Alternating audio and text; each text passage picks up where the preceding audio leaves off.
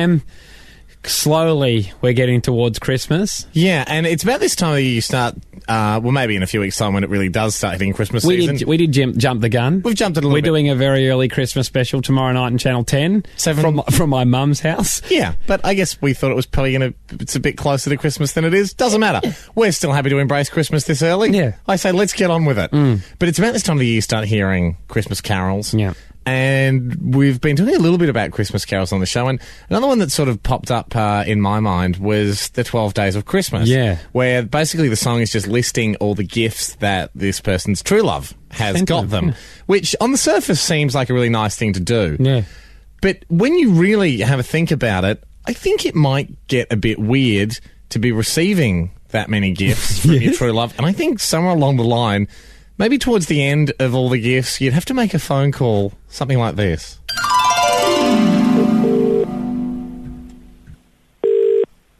Hello? Yeah, hi babe, it's me. G'day, babe, how are you? I'm okay. Listen, just calling about the present you sent me again today. Oh, yes, you got it. It's great. I did. 11 pipers piping, is that it? Yeah. Yeah, they're piping away in the other room. Oh, good. That is such good news. What are they playing at the moment? I don't know, just general piping, but that's sort of what I wanted to call you about. Yeah. Look, I don't want to sound unappreciative, but I really think it would be great if you could just chillax a bit with the gifts. Do you know what I mean? Like maybe just relax a little bit, like yesterday with the Lords a-leaping. Yeah, 10 of them. Yes, yeah, but I'd like, I think that's a pretty full-on gift. Like, even one Lord a-leaping, I think... I'd never even heard of a Lord a-leaping as a gift, and now I've got 10, and they're still sort of leaping, and I just don't know what to do with that, hun. Do you know what I mean? Okay.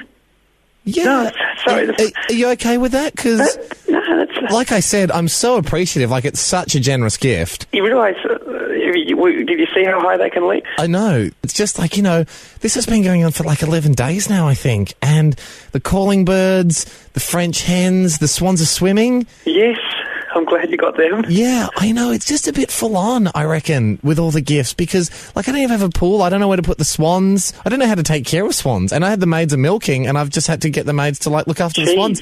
Yeah, I know what they can make cheese and milk. Again, like, every gift has a positive, but you're creating a lot of hassle for me just trying to, like, look after these. You know what I mean? It's just, it's not necessary.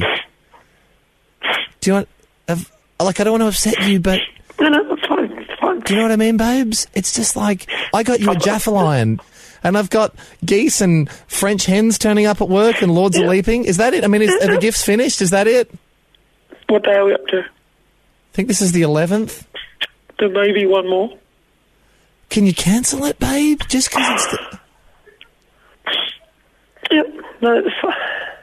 No, that's cool. I understand. I get receipts for the major milking. I'll take them back. That's fine.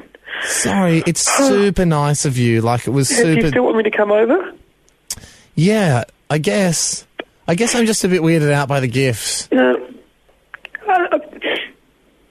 Have I hurt your feelings? No, I'm fine. I think I can hear you crying. I'm sorry I gave a shit about you. Hey now. I'll call you later. Yeah. And look, thanks. Some of them are really useful. Like the pear tree. I can't wait till we can have some pears together. There's a partridge still in it? No, that sort of flew off. Did it? Yeah. I'll get you another one. Please don't. I'll get you two. No, that's what I'm sort of saying. I thought we talked about outdoor furniture anyway. Okay. All right, no problem. I gotta go. Okay. I'm just gonna go. Well, I was hoping we could just have a rational talk about it. Oh, you've... Such a baby. You just... Look, as Christmas draws near, Christmas parties, end-of-year Christmas parties, are even closer for most businesses. But with the end-of-year Christmas party comes the fact that it is a barometer for how generous or tight your company is. How tight are times? Times are tight, but today we found out that they're a lot tighter than you would expect. Times are so tight that they were meant to be a bit of a staff Christmas party. And there's often at big businesses a client Christmas party where, like, you know, clients that you've worked with throughout the year, they come and everyone enjoys each other. And then obviously the staff ones just... Sometimes it enjoys each other on the dance floor or the photocopying room or wherever you need to enjoy each other. And the staff one's a bit more, hey, that was a good year, and you try and get out the sexual tension you had with whoever was sitting. Again, just enjoy each other. Enjoy each other. We found out yesterday that the staff one and the client one have now been amalgamated to one. Yep. This is at our very own studios here. This is for the company we work for. Now, that's obviously really putting up the flag of saying, we're tightening the belt, everybody. We're tightening the belt so much that 2 belts have become 1. We've now tied up 2 pairs of pants with the 1 belt. And then we realised times were even tighter. How's this for tight times? Today, when some of the sales team here were asked... Some of the more junior members. Whether they'd be waitresses. Wow. That belt has just been tightened so much, it's pinching around our spines. That is a hip-crushing belt. I've never seen... I've not heard of that. I've not heard a more offensive ask. It's the people that have only been here for a little while. It's Who cares? and I think... Count, mate. I know. I think the argument was trotted out like... By next year, you'll have earned the right to not just be serving the mini sausage rolls, but get to eat one as well with some of your co-workers. We went, wow, times are tight. Times are tight. And I wanted to find out... Not tight enough for us. 60. We're not going to put up our hand and ask to a waitress, but no, still. we're not waitressing. But, hey, I'll sit behind the bar with you. Absolutely. We'll be bartenders. We're probably going to have to DJ. And they're going to ask me to bring our own CDs. I think I'm in charge of building some furniture for the party. I've got Will Smith and Jay-Z Jeff. Boom, boom, shake, shake the room. What we're asking is, how tight is your office this Christmas on 13/10/60? We had no idea times were this tight. No. Can you out-tight our business? That's what I'd like to hear from you. 13/10/60. Sean, you've got a ripper for us? How you going? Yeah, my boss is so tight, he's asked me to have it at my place. He wants you to have the Christmas party at your own house. At my house, all 30 of them. 30 people. Sean, are you going to do it? I don't know. Naturally, being the host, I'll be expected to have all the goodies supplied as well. I don't know if I'm up for that. Yeah, so is he offering to, pay for it, or has he just said, hey, mate, what a terrific idea, you've got a house? He's sort of just thrown it at me, saying, why don't you have it at your place? Yeah, I don't think I can afford it for all the boys. Why don't you have it at your place? I can think of one reason. Because I'm not the boss. I'm not the boss making all the money. Thank you, Sean. Joe. Hi. Times are tight for your office heading into Christmas. Yeah, last week our staff got an email, which we had to sort of do a bit of a ballot, asking if we wanted to have either get a present, have a lunch, or get a coffee machine for upstairs. So you've got to choose. You've got to choose. Yeah, an anonymous ballot, yeah. You've got to choose whether you'd like a gift from the company or a night or a lunch with with all your friends, Christmas lunch, or a coffee machine that the company probably should provide. And the lunch was probably going to be on skeleton stuff anyway. Is there an all three option? No, there isn't, but because it's an anonymous ballot, I think a lot of people sort of put a few extra things for the management to sort of have a think about. Cheapskate and other more forceful terms thrown back at them. You'd think that you'd get sort of all three for the price of one, wouldn't you? But yeah, not ours. What a great trick from a company, though. And or even putting in an option D, or have no stink bombs let off throughout the office. Well, we've got to go for option D. All right. Well, we offered a lunch and a present, but you wanted no stink bombs. Kate, your business a little tight heading into Christmas. Yeah, hi guys, how are you? Really well, Kate. I thought all companies did this. I didn't realise that it was just my company, but I work for a big, massive national company, has a lot of money, and each year I pay for my Christmas party ticket.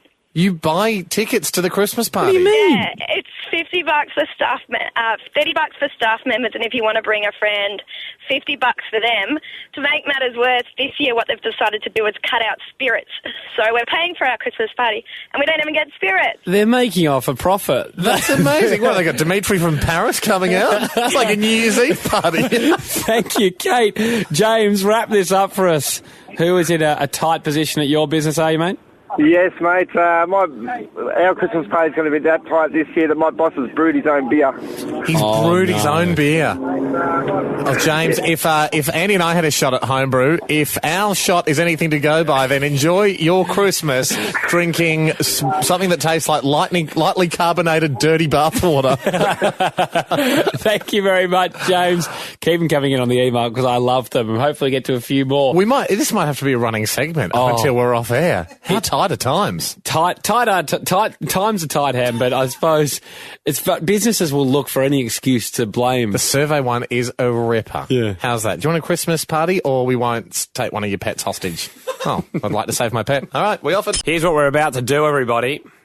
You know how you go through the year going, oh, I'd love that. That'd be great. Oh, that'd be excellent. With refer to gifts. Yeah, gifts and anything you sort of see on TV, but it's nowhere near your birthday and it's not Christmas time.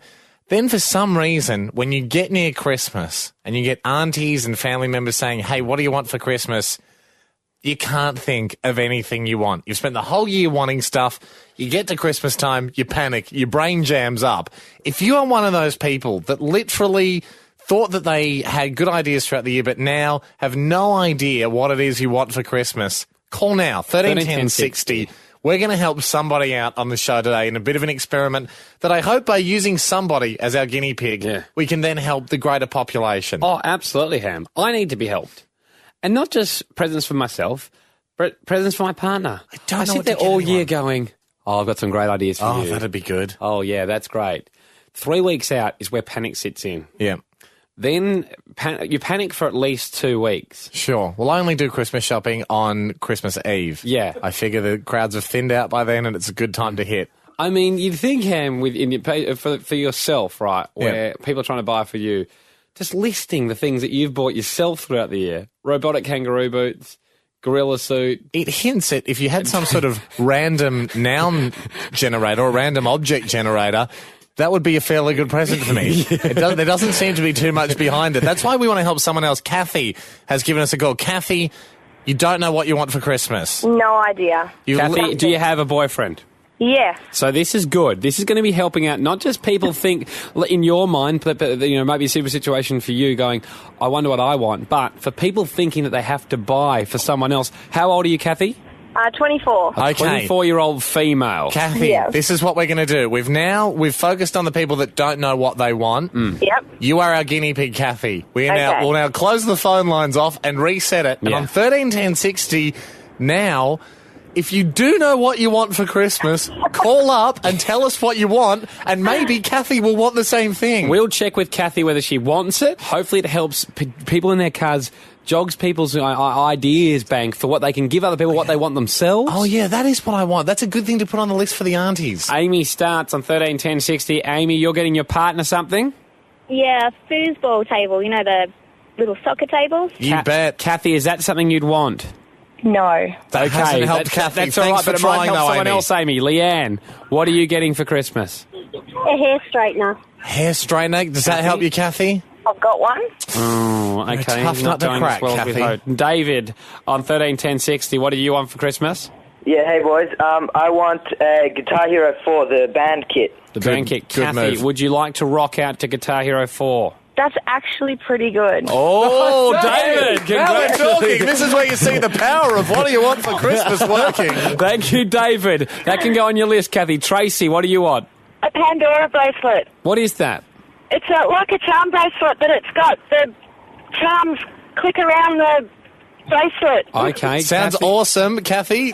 Got one. Got one? But still an excellent suggestion for someone else listening. Gareth, what do you want for Christmas? Well, my girlfriend's actually going to pay for me to go get my motorbike learner's permit. She has a licence. She wants me to go for a ride with her, so I get to learn how to ride a motorbike. That's good, Kathy. Do you want a motorbike licence, maybe? No. Could help someone else, though, Could Gareth. jog someone else's memory, though. Yes. Thanks, Gareth. Sam on 131060. Sam, what do you think? An iPod Touch, the 32 gig one, the massive one. iPod Touch. Kathy, is that something that would appeal to you? No. Okay, Are you sure, Kathy? They're good. Yeah, no. Okay, so far, Kathy, You really don't know what you want for Christmas, I have Kathy. no idea. Guitar Hero 4, though, was a very good suggestion. We've got time for one more, I believe. Simone or Simon, depending on the misspelling of the name here. Simon. Simon, what do you want for Christmas? Hopefully it will jog Kathy's memory and make her realise she wants the same thing. I'm thinking concert tickets. Oh, what concert? I know a few girls that like to go to the Pink concert. Yeah, Kathy, Pink tickets. Yes. Wow! That is how what do you want for Christmas works. Thank you, Simon. Thank you very much, Kathy. I hope we've helped you out. I hope we've helped a lot of other people out. Everybody, hit the showers. That is a successful segment. Ham, it is the final Pants Off Friday. For the year. Which is, we'll be back next year. Sure, of course. We made that mistake last year. We're like, this is our last show. This is it. Goodbye, everyone. And we did like a big thing from Wet and Wild. So it was like, oh, that wasn't very long. Well, you guys on for 2 years and that's it. But Ham, heading into Christmas, there is certain something that I think people dread around offices, staff rooms, even, clubs alike. His first name is Christopher. His last name is Kringle. Kris Kringle. Who is this guy? Yeah. It is... I've never seen anyone get something they want from a Kris Kringle. No. Have you ever been a part of a Kris Kringle that was... Look, I have, and, the whole sort of price limit thing, it's always so low. It's always like $15. And you go, there's nothing... Usually it's just a nuisance. Whatever you get someone for $15 is a nuisance. Here's half a CD. Yeah. Here's, Probably I just always get a six-pack. Just whoever they are, 4-year-old, six-pack, whatever, you grow into it. And the problem is most novelty items, like, a plastic finger that makes fart sound effects, are under $15. Those stores just rely on Kris Kringles being in existence. But then that's the category of gift where someone's actually tried. Yeah. They've said, I'll go out and I'll specifically buy a Kris Kringle. Yeah. I reckon what we should do on 13/10/60 to kick off the final show, because it's coming into this time of year, as a warning, Kris Kringle stitch-ups. Yeah. I know somebody... Is the true sense of a Kris Kringle not knowing who's it from? Yep. But I know somebody who did know who their Kris Kringle was from because it was a jumper which they'd seen the person wear all year and smelt like the person that they suspected it had come from. That is not Kris Kringle. That's a Kris Kringle stitch-up. Kris Kringle stitch-ups on 13/10/60 to kick off this Pants Off Friday. People breaking the rules of Kris Kringle, clearly forgetting that, that it's Kris Kringle. Are you for a price limit? I think you've got to have a price limit. I think you do have to have a price limit. Because then you just feel guilty when you... But that's why you have anonymity. I like the fact it's anonymous, because then you can just fly well under the price limit. So when someone's looking at a gum nut with two goggly eyes stuck to it, you're going, I have no idea that was me, and I've got a six-pack. 13/10/60, Christian, on you got, for Kris Kringle, who did you get? Oh, well, what we sort of did, I got this idea from my brother who'd done it a few years before. I made sure, I'm a school teacher, I made sure I got myself. And everyone had their little Kris Kringles and they did their little thing. They got some lovely soaps and things, which was great for them. Yep. When it came to my turn, I got a brand new footy. I grabbed an iPod. So you've given yourself the best Kris Kringle ever just to make someone think that there was one generous person. Yeah, it was one of the funniest things you'll ever hear about. And, so you're sitting there going, this is amazing. Who was this? Come on, own up. Julie, I think it's you, Julie. Well done, Christian. Audrey, what have you received in a Kris Kringle stitch-up? I received a nice used cup. That is a terrible Kris Kringle, Audrey. Like a mug or... It was. I was in primary school and it was a little... animal, and a straw came out of its head. Yep. And it was so stained and dirty and revolting, it obviously came straight out of the cupboard. Audrey, that is not Kris Kringle, that's Trash Swap. And nobody gets a Christmas buzz from Trash Swap. They do get confused, Kris Kringles and Trash Swaps occasionally. Karen on 13/10/60, Kris Kringle stitch-ups. Yeah, it was actually a guy that I work with that happened 5 years ago. He got a box of ballpoint pens. Yeah, that's come out of the stationery cupboard. That is well and truly straight from work. And another Kris Kringle stitch-up. We're trying to get a list of them going so people can be aware of them come round their office Kris Kringle. Well, actually, it wasn't a stitch-up. What I did at Christmas last year is I wrote my name on every piece of paper, and then when we drew it all out, everybody actually got me, and they're all standing around, all my kids and my nieces and nephews are all going, oh, this is good, we got in, and they're all going, how did you get in? I got in. Anyway, so what we did was we did it again, and this year we've cancelled Kris Kringle because we did it so early that nobody can actually remember who they've got. It really has to be days before because no one's keeping the small piece of paper. I do appreciate the 6 weeks lead-in to buy somebody a $15 gift. Thank you for that. I'll think about that. Leanne, 131060, your Kris Kringle stitch-up. Oh, hi, guys. So glad I got through for the final day. Oh, well done, Leanne. You made it. Yeah. Well, I actually am a re-gifter when it came to this Kris Kringle. A few years ago, it was a good reason why I had to re-gift because I'd been sick and I hadn't had a chance to go out and get the present and everything. Sure. Justification accepted. Or you're tight, Leanne. Well, no, and Is it a little from column A and a little from column B? Yeah, but anyway, so I desperately looked. It was going to be the next day when I was due back work. That was when the Kris Kringle was due. Yep. And I was desperately looking through the house to see if I could actually give somebody something because I couldn't get out. And I want to apologise in advance the Kris Kringle person that I gave or the one who actually originally gave me the present, which was espresso cups and saucers. It's a lovely gift. Unfortunately, I just never used them, so it wasn't like they were used or anything. Nobody uses them, Leanne. Espresso cups are the most useless gift you could give a household. Who has an espresso machine? Here's a tiny little cup that goes with a machine that I think costs like $2,000, which nobody has. But I've started you off in the cups. There you go. Got you the cup. Here's a golf ball. Now build a golf course. Chrissy, one more. We've got time for one more. Hello, boys. Happy last Pence Off Friday. And to you, Chrissy. Okay, well, this year I'm a school teacher as well, and well, I've got budgies in my classroom, so I'm just going to wrap them up on the last day of school and give them on because I don't want them for the 6 weeks holiday. What, wrap up the birds? Yeah, wrap them up. In its cage so that you're not going to suffocate. Oh, okay, cool. In the cage. There you go. 6 weeks holiday. You're going to have to wrap them pretty tight in case their wings bust out of the paper. Maybe use gaffer. Haim, you've got a Christmas announcement, a show of announcements. It is a show of announcements. And let this be the first announcement. This is not the mammoth announcement, nor is it the buffalo-sized one. The ox one. What size is this? A turkey-sized announcement. Really? It's a small announcement. The animal, not the country. So medium-sized, very small. I have given it some thought and decided to, this year, host Family Christmas at my house. You said this last year. I said it last year on a whim. It was a whim last year. Not an announcement. It was an improbable whim. What happened at the end of last year? Because I remember didn't have a table. Did not have a table, nor chairs. So you announced that you were going to have Family Christmas. I was tossing around the idea. And then I had a few meetings with Mum logistically, and she said, honey, no. Because you don't have a table and you don't have chairs. You don't have a table this year. I'm getting one. I'm going table shopping this weekend. I now am in a different place and we have a space for a table. Can you and I just have a heart-to-heart 1 second? I'm here. I'm guys, here for you. People, just turn off your radios for a sec. Mate. Yeah. You don't have a table. I'm getting one. I know, but last time the table's the final piece of the puzzle. You said to me a number of times you're getting stuff and you don't get around to getting stuff. Getting a table at the old house. We had the table tennis table. I know, but you said you were going to get a table there and you never got one. For months. I thought maybe I could do it round the table tennis table. Mum didn't want to do that. So we negotiated a different solution, which was go to her house for a very well-produced dinner. Before we get people to turn their radios back up, Ham, how will they hear us? I don't know. But could you at least get the table and then make the announcement?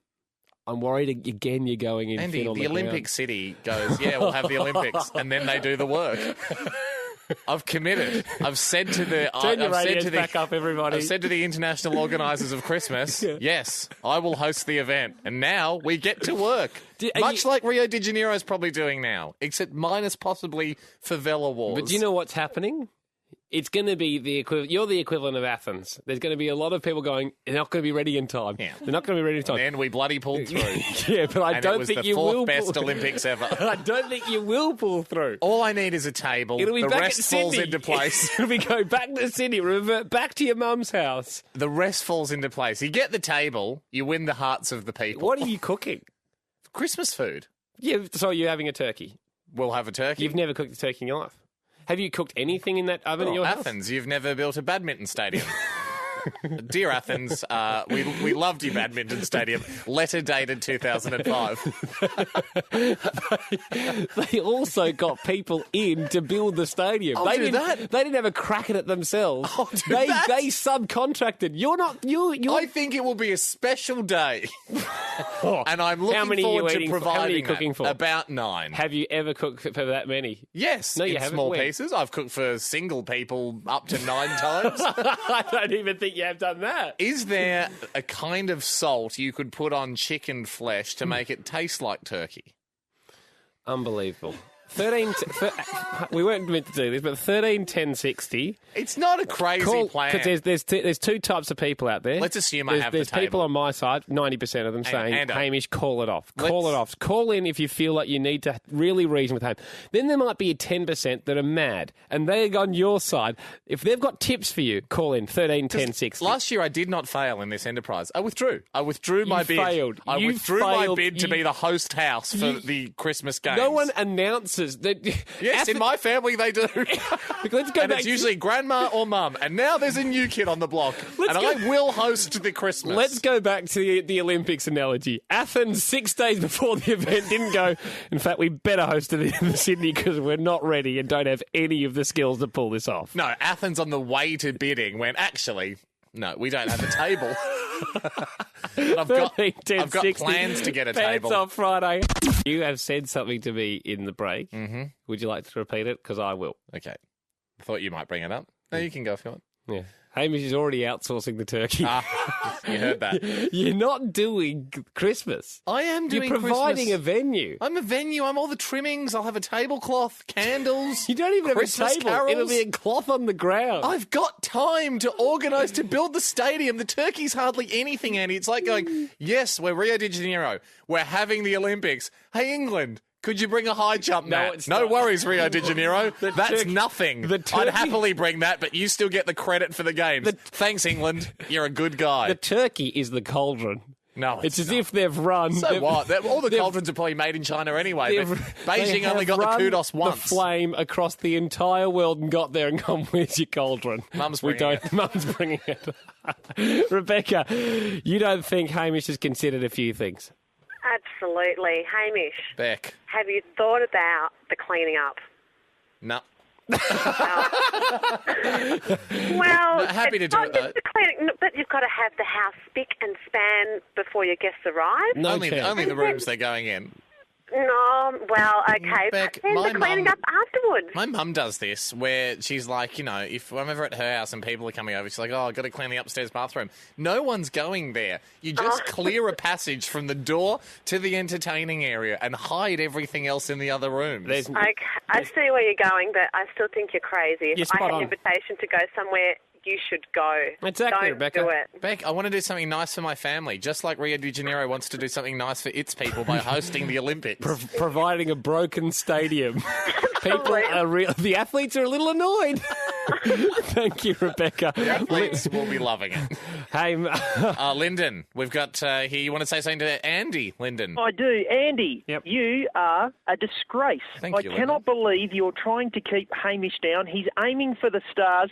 Surely he'll nick the treetops on the way through. Yeah. And if we know anything about Hamish, he will without doubt provide the most unique Christmas experience for everybody there. One chicken per person. Lyndon. And if you finish your chicken, you can have some of the turkey.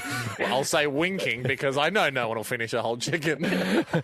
Lyndon, you've said it yourself. He's aiming for the stars and he might hit some treetops on the way. I'm aiming for the brightest of all stars, the Christmas star. Do you know how far the distance it is between the top of a tree and a star?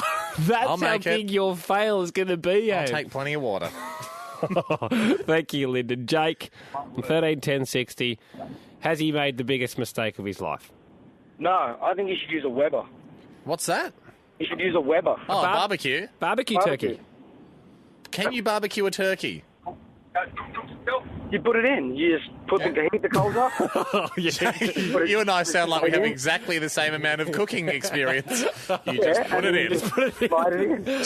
And it's got a time limit, and you just take it out when it's done. And it's perfect. I like it, Jake. I'm going to do a practice on the turkey. Obviously not get a whole turkey. Maybe cook a nugget or so. Yeah. I estimate a nugget is 150th the size of a turkey. Yeah. Cook the nugget, multiply by 150. Bob's your uncle. Merry Christmas. Thanks for coming, host family. I will bring this back up with you in 2 weeks' time. And I'll have a table and cutlery and all sorts of things. I think you'll be wearing a frown and a bit of a humble pie you would have eaten. You said, no, we're going back to my mum's house. No, we're not.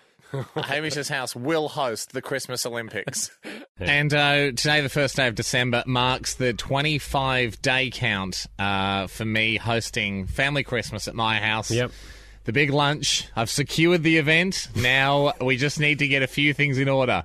Table, chairs. When's the table arriving? Who cares? All on its way. All on its way. The elves are working, my friend. Who are the elves? Because you're doing nothing. Freedom. Because from what I can gather, Santa actually does do stuff. Even when Not really. Yes, he does, mate. Mate, you're falling for the PR spin. It's just like you go and inspect the factory and there's the boss. Oh, yeah, I'm always down here with the workers. Get off it, mate. If you think Santa's actually in the shop day in, day out, he's not. He's doing gigs. He does a lot of corporate stuff He does. now. You're thinking of fake Santa. No, I'm not. And that's the tragedy. I'm like real Santa. I'm overseeing the project. Other people, I'm hoping, will really come together. But I'm thinking big picture. I've got to keep thinking big picture. Yeah. I can't every day be on the phone to someone trying to get a table. It's one cog. Just do it for one day, would be my feedback. My feedback would just be do it for one day, secure it, move on to the next thing. I'm big picture here. It's one tiny cog in the wheels of Christmas lunch. Yeah. Yeah, you need something to put the Christmas lunch on, but what about making the Christmas lunch? Now, I've been investigating turkeys. Okay. Because there's a feeling from my clients, the family that's coming over, that a turkey is in order. I looked it up. You can barbecue them. Really? Great news. Yeah, you can just chuck them in the barbecue. Do you need a rotisserie barbecue, or what are we talking? I don't know. I've just okay, well, that's what you should, again, look this stuff up. I get drip-fed this information. As a friend, what do you mean I pick up bits and pieces from different tips. It's a hearsay dinner at the moment. Yes, I get tip-offs. I'm just collating it all before we have our first... December 10, I will have my first menu meeting. You know what you are?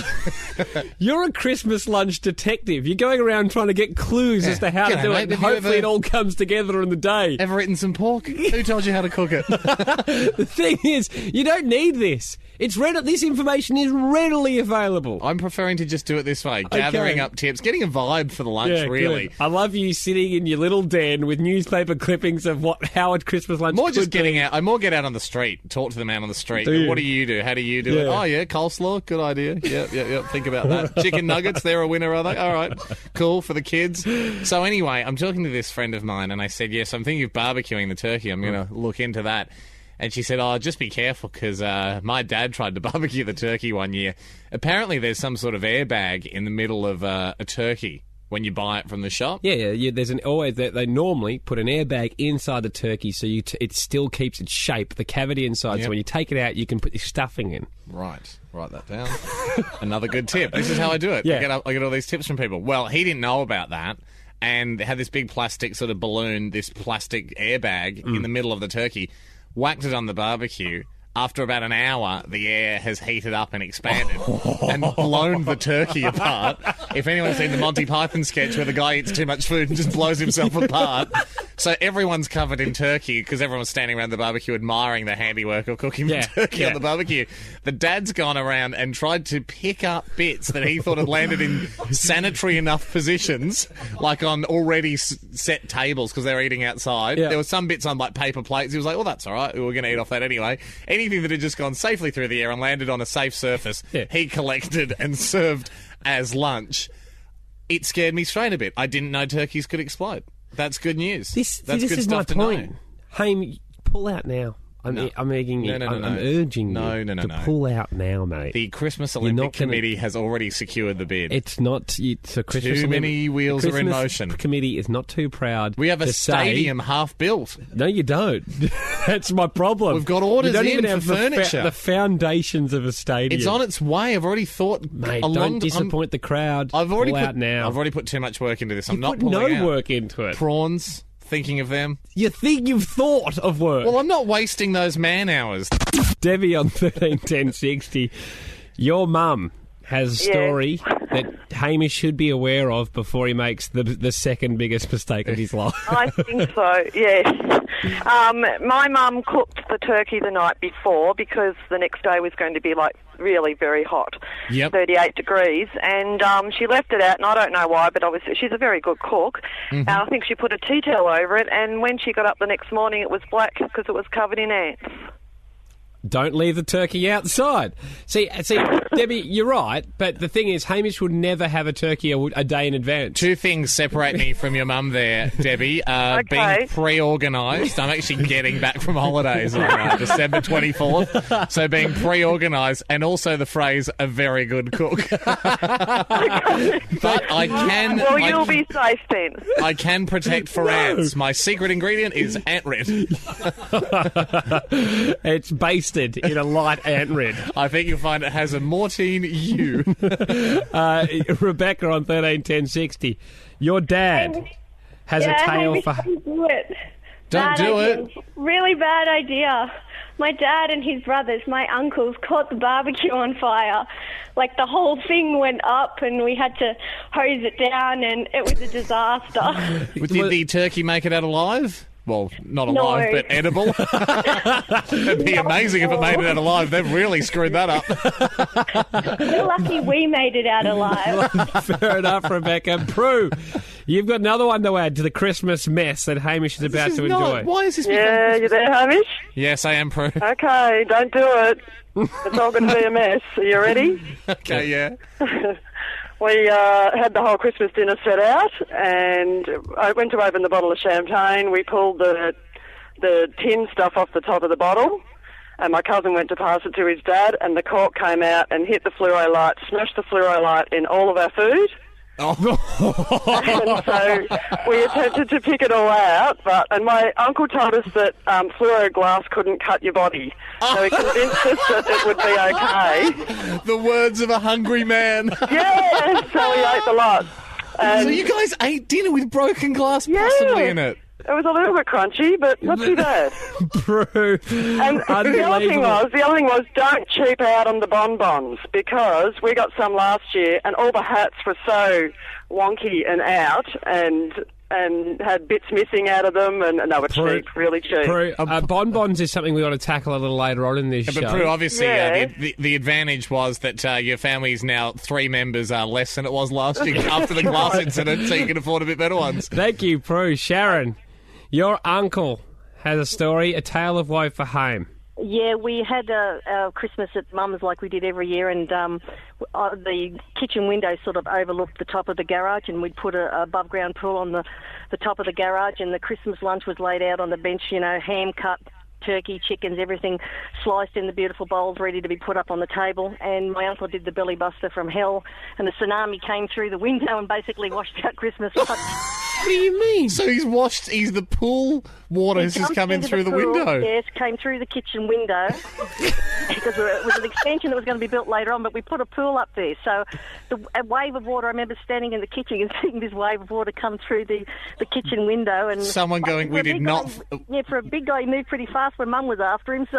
That is amazing. Not think that through, that the kitchen is so close to the pool on the same level. Well, Haim, you've got a spa in the back. I've got a jacuzzi. It's got a lockable lid. I will not be letting anyone do bombs and stuff on that. Yeah, good. Don't let anyone do bombs anyway. Not even just on Christmas. It's a spa, mate. There'll be spinal injury. No, come around and swim in my tiny pool. Living the high life. Haim, mother in the supermarket today, and I do feel for parents, I feel like the supermarket is the highest pressure situation you can have with kids. It's a little bit of child show and tell, because when you see another mum in there with a kid, I assume the feeling is like, It's a bit of a contest to see who has conditioned their children to be the most behaved. But how hard's the environment? Oh, it's the ultimate test. It's the ultimate test. You've got so many treats. Billions of dollars worth of marketing and psychological tricks telling these children they must eat puffed cheese. Every second cereal is yelling at the kid. Yeah. Is effectively yelling at the kid. And you can't fight that. You can't fight Parents that. can't fight that. But anyway, 2 kids were playing up a little. Yeah. And the mother reeled out something that I believe my mum used in mid-'80s to me, which was, all right, fair enough, you two. I've cancelled Christmas. Whoa. I'm cancelling Christmas. How did we move to DEFCON 5 so quickly? Why are we at nuclear level, Mum? When did this happen? What about diplomacy? Mate, they fell into line. And I'm like, terrific work. Yeah, I can't wait to cancel Christmas on my kids. It is one of the greatest things, I think, a threat that parents can do. Then she read out this, she goes, and I'm going to tell Santa. No, I'm don't going to go tell Santa, all the way. She goes, yep, I'm going to tell Santa what you guys have been up to. And we know what that means. That means a lump of coal in the sack. Or just sticks. No, we'd prefer coal. Well, going on international commodity prices. Probably coal. Actually, coal. If I could sell it to India, I'd do pretty well there. So on 13/10/60 today, have your parents actually cancelled Christmas? I believe this threat has happened for years. It must have been followed through on. Maybe centuries. Yeah. Maybe centuries. The threat to cancel Christmas has been around. Did it ever happen that your parents passed on to Santa, do the stick thing? Coal, Did Santa ever bring you coal or sticks? We'd like to know. Really, there's no... you've got to know your kids will carry that with them for life. You miss a Christmas, you've scarred them forever. You wear it, don't you? Wear it. Pia, you got a lucky box of something for Christmas, Pia? Oh, hello, Pia. Yes, hello. What did you get for Christmas when you were bad? I was really naughty and I really wanted a microscope set. And so my parents had been threatening to cancel Christmas presents for me because I'd been so bad. And on Christmas Day, I opened up what I thought was a microscope set box, but it was in fact full of pieces of coal. Really? They went really through? Got it. And was this from Santa or this from your parents? No, this was from Santa.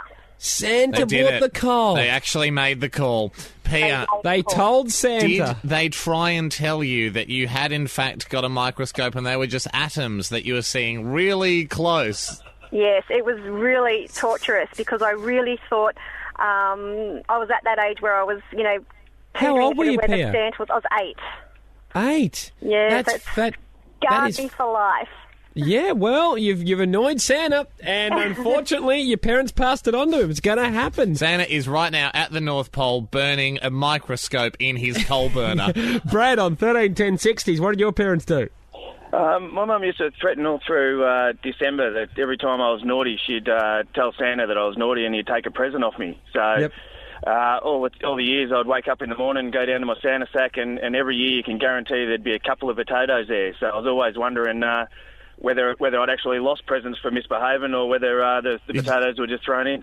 You just got potatoes. So would you like fries with that? Would you like them uncooked and uncut? So, Brad, were there other presents in there as well and a couple of potatoes? There was always presents. The presents were never the issue, but there was always a couple of potatoes thrown in there just for good measure, just to make sure I was going to be better behaved next December. It's not a bad one, Brad, because if, you do a little bit of as the dad going, and here's a note from Santa. The potatoes represent the toy plane and the yacht that he couldn't give you. And the hovercraft. And the replica Harley Davidson. Oh, well. Thank you, Brad. Tim, you had to deliver a warning for a parent. What's your role, Tim, when it comes to Christmas? Yeah, I'm one of Santa's helpers at a local shopping centre. What an honour. Great honour. And a couple of weeks ago I had a mother come in and ask me to word up her son, to her eldest son, to stop hitting her youngest son, or else I wouldn't be coming. Really? Tim, so you're someone's come to you going, listen, mate, it's sort of like, going to a bikie or somewhere to deliver a warning. Is that part of the job description, Tim? I mean, did you deliver the message? I do all sorts of things like take dummies and all sorts of things like that, but I've never had to actually have a word with a child to stop hitting your brother or else I'm not coming. I'll tell the big guy. My little sister did that. Swapped the dummy with Santa. That was the deal. Well, when you're trying to wean your kid off sucking a dummy or a pacifier, we left the dummy out for Santa. With I usually end up with about 30 a year. With the shortbread. Great. Do you sell them on, Tim, or in a small little? Not really. You wouldn't get that much money. Thank you, Tim. Rod, wrap this up for us. You had the chat to Santa to cancel Christmas. We did indeed. How you going, guys? Very good, Rod. So have you actually cancelled Christmas? Yep. No, we didn't cancel Christmas, but last year I've got a 4-year-old and 7-year-old, and they weren't being the best. So I had a chat to Santa, and I organised for. In their Santa sack, on the bottom was a black rock. Really? So is that all they got? No, they got presents, but in the bottom of their sack was a black rock. Yep. And that was obviously a present that had turned into a black rock. Oh, no. Mysteriously, Dad got a new fishing rod. With the money saved. Somehow. Thank you very much, Rod. Christmas is effectively round the corner. It is. It's a long walk to the corner, you can definitely see the corner from where I am. It's a long, easy ride. Yeah. But by the time you get round the bend, you'll be there. Hey, and the thing is, people start wondering, what do I want to ask from Santa Claus or from family members for Christmas? My brother's always early on the list. He goes, guys, send through your Christmas list, thinking of getting presents. Here's what I want. I'm terrible. As a kid, I've always had this problem. Throughout the year, I wanted everything. Like I would peruse junk mail catalogues at home. I'd circle things that I just couldn't wait till Christmas. As soon as it gets to the punch, I panic and I don't know what I want. I choke. I'm a Christmas choker. What they need to do is send through a PowerPoint presentation. Who's Just sending it through? Just the government. The government are doing it. Because it would relieve stress. And the PowerPoint presentation. And you'd see that come off your health budget. Yeah, you would. Less heart attacks. You'd see the return. Yeah. And it's easy. It's just a one-person job. Yeah. Pick out the hot items. Yep.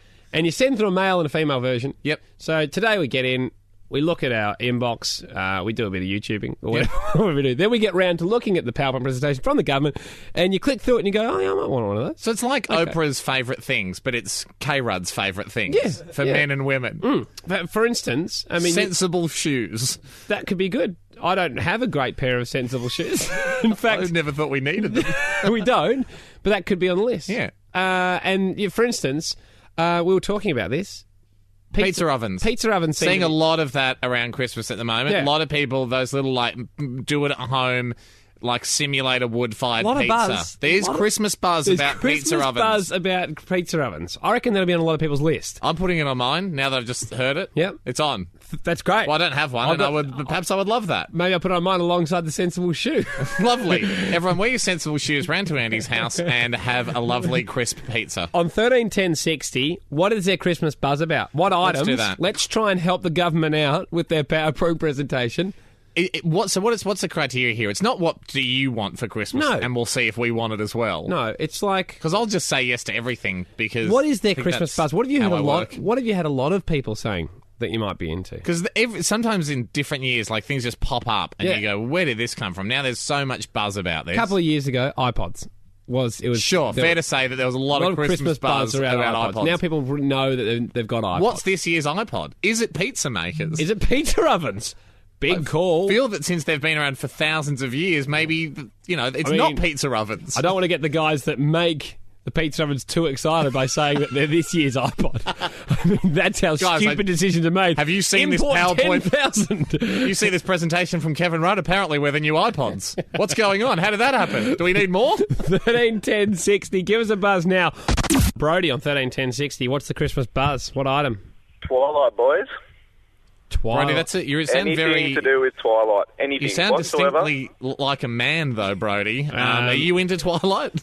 No, not really at all. But if I do not have something to do with Twilight in the Christmas stocking for my missus, I will be shot. Yeah, your missus demanding it. Now, you're talking about Twilight Zones, those funny little stars that you can stick on your roof? Or... I think more the vampire they're useful. Series. Good call, Brody. Although it would be funny, Brody, to just as a joke give her the glow-in-the-dark Twilight Zone stickers. I know you love Twilight, honey, so I've got you this. Richard on 131060. What's the Christmas buzz? What are you thinking? Oh, Hamish Andy, they're Zuzus. What are they? What are Zuzus? They're little electric hamsters. Okay, well, Richard, are you creating the buzz? You're not the inventor of little electric hamsters, are you, Richard? Apparently they're sold out in the US, and they're really big this year in Australia. You just put batteries in them, and as far as I can see, they just go along in a straight line. So we're making vermin now. We're going to have little electric. We're going to have little electric cockroaches soon. Why have we done this? I suppose so they can sell a little toy Mortine. But I mean, Richard, does it show any affection, or does it do anything special, or is it basically just an electric hamster?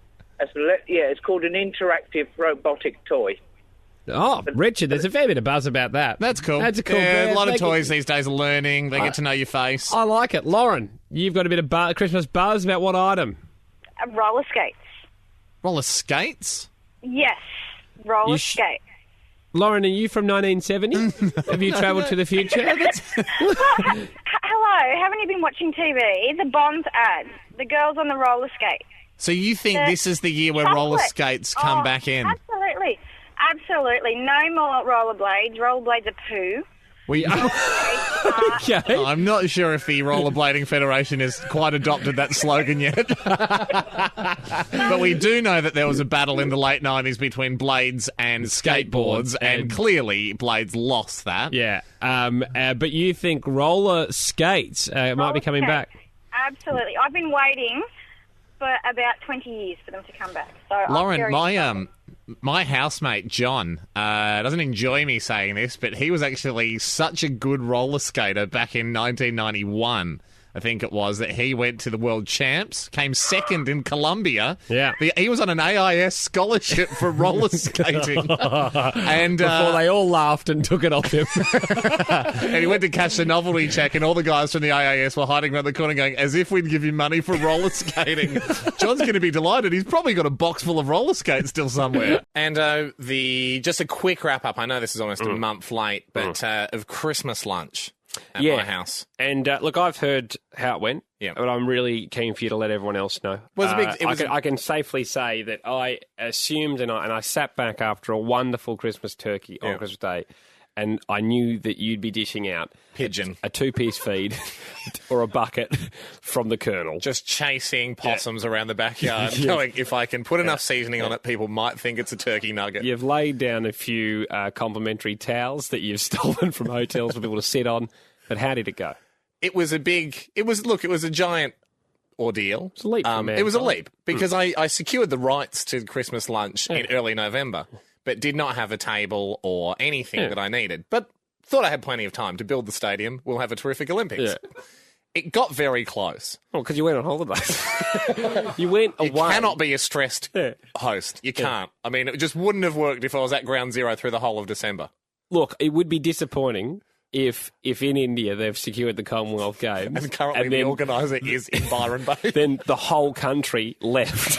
Guys, we need to be relaxed. And haven't built a thing. As long as you get back 2 days in advance, you're going to be okay, guys. Okay. So my attitude, the whole reason I did this was to say to Mum, look, you don't have to worry about Christmas dinner this year. I'll take care of it.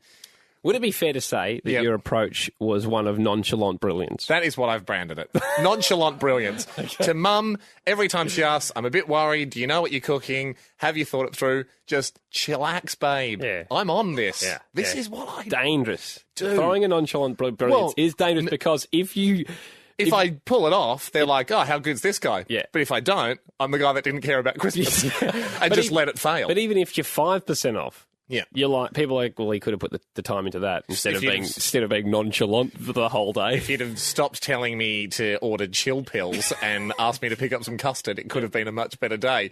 It came right down to the wire. Mm-hmm. The table got delivered day before. Wow. Christmas Eve. Yep. The power went out, unfortunately. Didn't pay the bill? Something like that. It was going to be a candle Christmas. Yep. But on the day, did manage to pull it all together, sat the family down, even bought novelty napkins. And napkins that have a tie on them.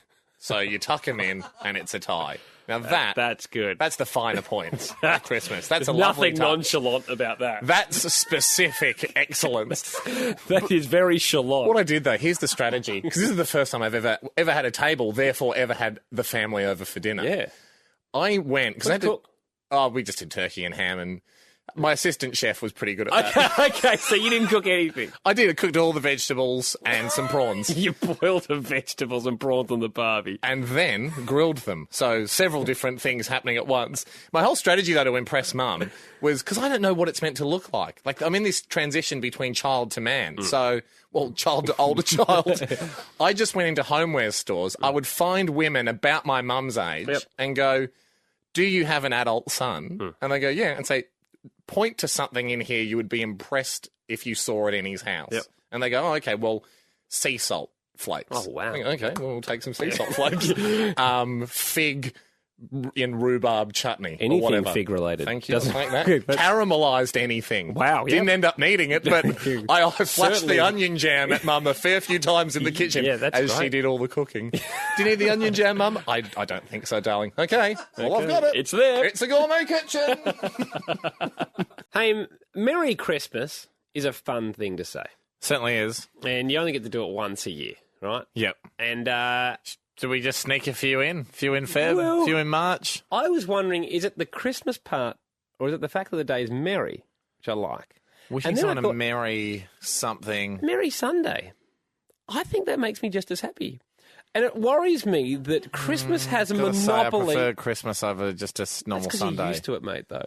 Oh, everyone makes a big deal of Christmas. Of course you prefer Christmas over Sunday, but if you said have a good Sunday and merry Sunday, again, a Sunday suddenly... Happy has everything, though, doesn't it? Birthdays, Easter, New Year, everyone gets happy. We get it. Why? It's almost redundant. Of course I'm going to be happy. It's my birthday, you idiot. Yeah, exactly. But what about being merry? Merry implies some sort of dancing and singing. Why does Christmas have a monopoly on the word merry? Maybe it's because everyone sits down... And there's a lot of That's eating. Not being merry. Merry's just a state of mind. Oh, no, mate. I enjoy the sitting aspect of the eating. I know you do. You've lost your tooth. Sorry, everyone. You've lost your tooth. I didn't catch it with my left hand. Yeah, that's not cool, mate. Can I just say, all right, I'm officially ending the merry chat. We're now talking about teeth. HamishAndAndy.com to see, valiant effort. Andy has this ridiculous, he's got this ridiculous little fake plastic shield that's meant to give the impression of having a tooth. It's a white piece of useless plastic. It's back in. Well, don't put it back in because you're just going to spit it out again. Look at you. You're a ticking time bomb. You're a dental time bomb. Every now and again, that little fake tooth flies out of the left front position. Please go to the website and have a look because we've also got pictures there of Andy trying different bits of food as a replacement tooth because this one's so bad. And now, Ando, remember yesterday at the ice hockey rink when you did lose your front teeth? Yeah. Remember all those workmen and guys standing around taking pictures? Yeah. Now they're emailing the show going, have a look at the photos I took at Andy. So we've even got new pictures up at the website. Yeah, the public's coming forth going, yes, I saw Andy as a horrible carny. Okay, we're putting that aside. No, we're not. Not to ever. mention. Okay. Christmas party time. Yeah. Around offices and... we had a little breakup. Yeah, with we people we do on Wednesday. Put the TV show together with. And the old midweek weekend, Wednesday. Oh, cheaper venue hire. But again, that's what happens when you do a radio show on Friday. You can use Wednesdays for party day. And we did, Ando. And this year, the decree was made that we should just make gifts for each other. More thoughtful, less cost. And I decided to make, for the person I got given, a centerpiece. Very decorative, exciting Christmassy centerpiece. And gee, man, the amount of stuff you can get from craft stores, you can really build something great. Yeah. It started with a pipe base. It had different types of fruit on it. Though, just looking at your present, I felt like you may have not actually mapped out as a blueprint of what it might have been before going to the craft store, but instead just started creating it with everything that you might have. But that's what happens with artists. No, I think they have an when idea of where the they're Sphinx, going. The guy doing the Sphinx was gonna be a dog playing poker. Really? And he just went, give it an Egyptian theme. Yeah, I'm Egyptian. Okay. May as well just go with what I know. You reckon that's late in the game as he was constructing? I reckon he couldn't get the cards right, and he's chipped off a lot of it and said, "I'll just shave this down into a line with a man's head and get rid of that nose." The thing is, that happens a lot with art. He got rid of the nose. He didn't do it at the time, no. Okay. A lot of the time with art, so I was just sort of building, and I suppose I understand where your criticism's coming from because on the day I still wasn't happy with it. No. And I had a few things that I was trying to lacquer down, like leaves and things like that onto this centerpiece, and I had hairspray to lacquer it down because I didn't have any glue, but I thought hairspray does the same sort of thing. If it can do it to hair, it can do it to feathers. My second stomach bug with your whole thing is that I don't think centerpieces are really anything. A wonderful gift. Well, no, a wonderful when you gift say that here, have a Jess can then centerpiece, it's give like to his have family. a lump of junk Have that you some put art. Have some art in to enjoy in the middle of a not table. on the wall, in the centre where all the attention is because it deserves it. Anyway, it had candles and things, and some bits of it were also on fire. Yeah. Now at this stage, we'd had But deliberately at this point. It's candles. Yeah. You can have candles in a centerpiece. But I wouldn't suggest that this was a candlestick holder. Oh, no, better than that. Better than that. No, the Swiss Army knife of candlestick holders. Yeah. It's a candlestick holder. Yeah. It's artistic. Yeah. It holds candles. It does all these great things. So I'm trying to still lacquer some feathers down right onto the very top. And some of the hairspray I was using went into there's sort of like a plastic ball in it, went into that chamber. And I wasn't thinking hairspray, fire. No one was really watching me at this point. And unfortunately, what happens is we turn around the ball and this big gust of hairspray comes out that had obviously been caught in there through the fire and unleashes the fireball into my beautiful face. It was like something out of Mad Max. And Hamish reeled back as this fireball came at him. And then... Incredible reflex. He turned... Love to get a clock on it. He turned around and immediately went, I'm okay, everyone, because he didn't want... People weren't loving the centerpiece anyway, so I thought maybe someone's going to smash this if they think it's a health hazard. But the advantage you've had, it is and it's an injury/advantage, is that you've had mild burns on your nose. My nostril hairs have been burnt back, and I was actually thinking I was going to have to buy one of those nostril clippers because my nose hairs have been creeping a bit lately. Zoe's been noticing them. Yep. So you can imagine her delight when I rang her and I said, honey, guess what? Christmas party was great fun, and I accidentally lit a fireball into my face and it's got rid of that nose hair issue. So of course I'm allowed to have a few wines and be around an open flame, and you thought I wasn't able to. Here's what I thought, though. We've probably seen the start of the Christmas party season already. Look, the advantage was, yes, you had turned into a positive. Your nose hairs singed off, but it came at the cost of a thin layer of, I don't know what the name of that little piece in between your nostrils is, but that went very red for a bit and then flaked, obviously. I Thursday. Rudolphed. I Rudolphed myself. You Rudolphed for It was a wonderful Christmas injury. 131060, Christmas party injuries. Maybe you've chalked one up. This season. If there's one fresh. I mean, we know it's still November, but they're kicking off. Maybe it's last season's Christmas party injury. I'm sure they're out there. I mean, was there a hidden silver lining or burnt nostril hair lining? Was it a positive injury? Very surprised I didn't see more centerpieces being given at the party because, I pulled Jez and he's a cool young guy in his mid-20s. So you've got very little option there. You kind of got get him a centerpiece. It's what he wants. You make him a hat that he could wear backwards, or he's got one, or a centerpiece. And he don't have a centerpiece. I was very surprised he doesn't have a centerpiece. He's got a cool car. Did he take it home? I was like, could I make him spinners? Could I make him the mag wheels that spin around? Very difficult. I haven't done a lot of metal work, so I went the safe option. Went centerpiece. You were finishing it up while we were still there. When it came out of its pack, you said, hang on, I just want to lacquer down a few bits. Yeah. It was already alight. It already had some candles on it. There was candles on it. And, in one of what I thought was a golden orb that was meant to represent a Christmas... Hope. Oh, was it? Okay.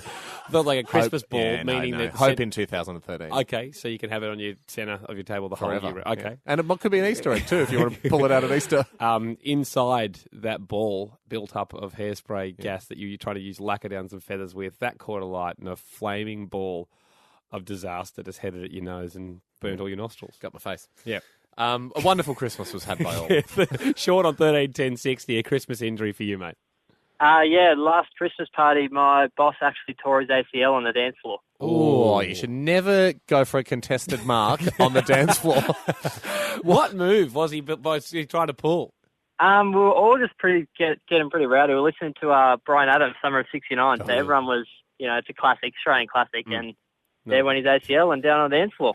Brian Adams is from America. Not an Australian classic, but we'll let that pass, Sean. It's not going to get played on our station. Sean, was there anyone in the company who thought, look, it's the boss, I probably won't enjoy the rest of the day here, I won't be able to stay at the Christmas party, but if I take him to the hospital, I'll be a hero, and there could be a bit of a suck-up. Well, the 2IC ended up taking him to hospital because he was apparently the designated driver, so we all know what's going on there. Yeah, we do, Sean, and you don't have to mention it. And we'll move on to Tamara. So, Hamish and Andy, Tamara, tell us, Christmas injuries. Yeah, I broke my nose 2 years in a row. 2 years in a row? You're not the pinata, are you, Tamara? Sometimes I think so. I injure myself that much. What was year one? Talk us through it. If it's the same cause of injury, both years. No, it was the same person. All right. But the first year, it was in the pool, and my cousin kicked me in the face. Yeah, that can happen. And the second year, she elbowed me in the face. Okay. So she's giving you the full Muay Thai treatment. Watch out for a headbutt year 3. Yeah, well, I got in the most trouble because I bled. My nose bled all through the pool. Yeah. And they were like, you've wrecked the day for us. So, yeah. Does everyone have to get out in that situation, do they? Well, they're family, so half of them were drunk, so no. Did anyone make a Rudolph joke because of your red nose? No, I was just like, okay, are you going to drown from laughing or not? Help you. Yeah, well, let's save the Rudolph jokes for next year when you go for year 3. And you break your cousin's nose. Yeah. Thanks to Mara. Riley, 131060 is the number of Christmas injury. I actually fractured my ankle. Mm-hmm. How did you do that? Well, I was wearing 7-inch heels, and it was our work Christmas party, and I slipped and fell overboard. Flipped? Hang on, fell overboard. Were you on a boat? Yeah, we're on a boat on the Yarra. And you flipped? And I slipped, and my boss threw me the floaty ring. Right. Yeah. And mind you, I was only at the job for about 3 weeks prior to this happening, and I found out that a week later that it was actually fractured while walking on it for a week. Oh, right. It's not a booze cruise unless the ring's used. Well, the funny thing is I'm not actually a drinker, so I didn't have any alcohol. I'm a klutz. Sure. Okay. Yeah, sure. No, well, that's that. Well, still, Riley, you'll go down in Christmas party history as the girl that jumped in. Well, sober girl. Maybe that's probably for the best that you don't drink. And the other day, I opened my mouth and I said 6 words that can really, really change your life and add a lot of workload to what should be a time of relaxation. We'll do Christmas at our house. Oh, dear. That was just a crazy thing I said, and then I was just in a weird mode, and then my wife was like, I've seen let's this do it. mode before from you, which is like, I can get a short-term morale-boosting gain and here. Everyone cheered, and they lifted me up like the old El Paso kid, and I was the hero of the village. And then you turn to me and go, what have I done? Honey, go out quickly and buy some flat-bottom tacos. We have a lot of stuff to organise. It's going to be big at our house, 2 families combined. But I was talking to my mate the other day, he has done the opposite. He's doing the Christmas scamper. Oh, yes. Now, the Christmas scamper is a move that you probably only get 2 or 3 shots at in your life. Mm-hmm. It's where you decide, and sometimes it just pops into your head. You did it last year.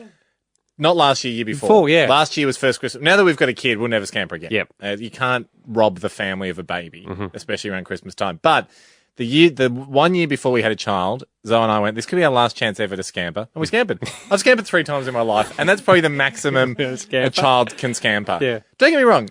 Christmas is the greatest time of the year in our family. It's like, we're not religious, but it's the family time, same as everyone. The best time of the year. It's but also sometimes an overwhelming time. It can be overwhelming, and sometimes, if depending on the year you've had and what your situation is, sometimes you just around about the start of November. It's certainly how it happened for my wife and I a few years ago. A little thought just floats into your head, like a little devil on your shoulder, and goes, "Psst, don't have to be here for Christmas." No, and then you go, "Oh my god, we could just." I could save myself making up a potato salad for this. But we just have nothing to do on Christmas. We just go and find a pub and have a turkey somewhere. Yeah. Oh my god, I wonder if we could scamper. And we scampered. And you miss your family and you Skype and everything, and it's lovely. But a bit. I mean, I feel like you're throwing a lot of disclaimers in. No, but the scamper because you can be don't great. hate your family. You want to be there and you love Christmas. But a scamper can, a few times in your career, just provide a little bit of breathing space. And that's what my mate's doing. They're scampering. Yeah. They're going away. They're going to be in New York. Yep. And they're pretty excited about it. I've scampered with my brother before. You've scampered on Christmas, haven't Loved it. Went to England. Yep. Yep. Gentle just, scamper. Just said to mum and dad, Sorry, guys, we're not doing it. I've done one. Love you, but I really love the relief of you for this particular time. This is going to be great. Because if you've put in some really big, solid Christmases, it's more the relaxing of the scamper. It's excitement, Em. Yeah. You don't hate your family, but it bloody is exciting. Sometimes, I mean, not the only guys in the world to notice that sometimes Christmas Day can be the highest tension day of the year for families. Is anyone, if you're thinking about it now, or even us talking about it, has got you thinking? Are you going to scam for Christmas this year? No. We've got a new kid in the family. We've got a nephew. You're going to punch him. We're excited. I'm punching in. But if you've just heard us talking about it and that appeals to you, don't be embarrassed about scampering. Everyone does it a few times. 131060. Call up now, and you can announce to your family that you're going to go a Christmas. You know what I'd love? Maybe someone was on the fence and you'd just like to talk through the possibility of a Christmas scamper in a non-judgmental environment. We can highlight the pros and cons for you. 131060. Natalie, tell us, Natalie. How you going, guys? Nat, are you thinking of doing the Christmas scamper? I'm not thinking about it. I'm doing it. Hey, have you told the family yet? Yeah, they all know. So my husband and myself, an 18-year-old daughter and 14-year-old son, we're nicking off to Bali. Nice one. Great. And what's the history been for family Christmases? Is it traditionally a big group of you? It's pretty well traditionally every year. Someone does lunch, someone does tea. There's usually about 25 people. Yep, 21 this year. It can be pretty damn stressful at times, so it's like, enough's enough. We're going away to have some fun. Sometimes it can be a double holiday. A holiday from the working year, but also a holiday from Christmas. Natalie, get your hair braided, enjoy yourself. Have fun, Nat. Get a Bintang t-shirt. Shelley, Hi. Are you doing the Christmas scamper? Yeah, we've just decided we've had enough. Yep. Yeah, that's what's brought you to that conclusion? Well, both my partner and I have divorced parents, Yep. and they all live hours and hours away from each other, and they like to talk about, it's their turn, and we reckon it's our turn. That's it, Shelley. That's 4 people. That's 4 sets of people having a go at you for their turn. Shelley, have you informed them, or have you told them that you're going to another person's? Half of them know. Yep. I haven't gotten to the other half yet. Well, hopefully they're listening. Use the show as your tool, Shelley. In future years, make them bid for it like an Olympics. Thank you, Shelley. Danielle, doing a Christmas scamper where you are not going to spend it with your larger family? Well, guys, I'm actually sitting on the fence at the moment. I need a little bit of advice. Okay. Oh, okay, Dan. Well, I mean, we did ask for someone like this. Happy to help. Look, how old are you, if you don't mind us asking? Okay, I'm 32, I'm married, and I have 4 children. Jeez, well done. Dan, have you scampered before? No, I've never scampered before, but I'm sick and tired of Christmas being dumped at my house and me being the one that's responsible for feeding the family and everybody else. I want Christmas to be about me and my kids, and I don't know what to do because I'm going to break some hearts and... Help me out, guys. Rip it off like a Band-Aid. If you don't break hearts, you might break your own shoulders with the load you're carrying, Dan. Only one more qualifying question. How young is your youngest? 2.5. That's it. They've had 2 Christmases. Everyone's got their photos. Enough's enough. Do it now with their little Dan. We're giving you permission to scamper. Send them a photo. Yeah. We're giving you full permission to scamper. Thanks, guys. It's just what I needed. Christmas is going to be amazing this year. It sounds like an infomercial. And Dan just called up, but it really does sound like we're on home shopping. She's done a wonderful You're job. well done, Dan. I mean, Jordan, hang on the line. We'll try and give you something. Time for one more. Jordan, tell us, mate. Righto. So my brother and his wife decided that they'd announce their scampering a year in advance and say that they were going to New York next Christmas. Yep. And my dad said, you know what, that's a ripper idea. Why don't we all go? And he's invited the whole family to scamper to New York. Sometimes declare a scamper too early. If you tell too many prisoners about the jailbreak, then everyone wants to come. That's exactly right. So now Dad shouts to New York. Yeah, good, Jordan. Great You're Christmas having a great present. time, mate. Great Christmas present from your brother. It'd be great. Hamish and Andy. We're at this point where we tossed around late in the show yesterday. How hard would it be just to grab existing hits and quickly twist them into Santa or Christmas themed songs? We just thought, look, a lot of people are making a run at a Christmas album now. We put zero thought into it. At 5:40, if you asked us, we would have said no. Yep. By the end of the show yesterday at 6 o'clock, I thought it was priority number one. Now, I acknowledge that we all got a bit carried away. I suggested that we take the song we'd made for Guy Sebastian, Coconut Love, and change it to the lyric is, love is a coconut. changed that lyric to Christmas is a coconut. Yes.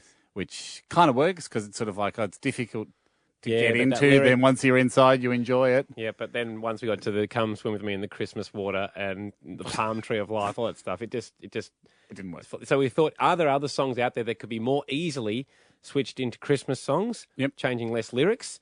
And we've got a few. Do you want to go first? Do you want me to go first? You go first because there was the rules discrepancy. I only just found out about this a few minutes ago. Mm.